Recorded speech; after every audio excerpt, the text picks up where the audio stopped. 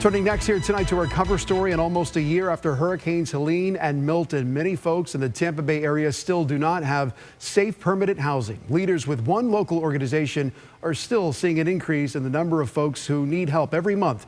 Our Pinellas County reporter Casey Albritton learned how the organization is handling the increase and now ready for another hurricane season.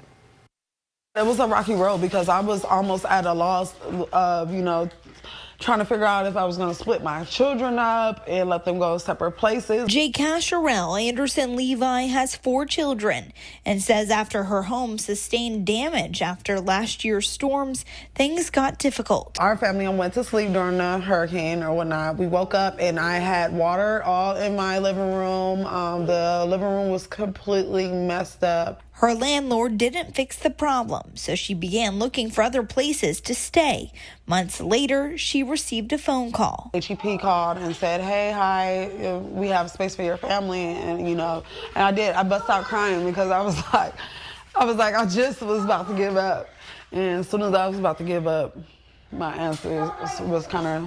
prayers was answered. She now lives on campus at the Homeless Empowerment Program in Clearwater, and she's one of many who have needed help from the organization since Hurricanes Helene and Milton. There's still a lot of families that's out and don't have nowhere to go because of this situation. We've seen a huge influx of people who are asking for all kinds of assistance since the last storm season. Ashley Lowry, the president of HEP, says the organization received about 30 calls a month for help before last year's storms.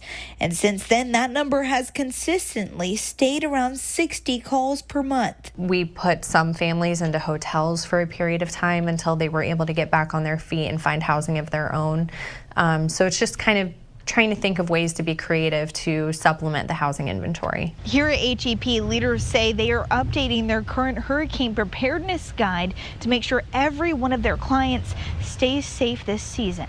Done a lot of replacement of things that were aging that looks like they might not survive the next storm season. So we've gone through and done all of that. HEP is now planning to expand so they can take on even more clients in the future. Anderson-Levi hopes everyone gets the second chance that she did. I know the feeling of being out there with nothing, and it just makes you worry about the other families that's out there that's going to need that help. I'm Pinellas County reporter Casey Albritton, ABC Action News.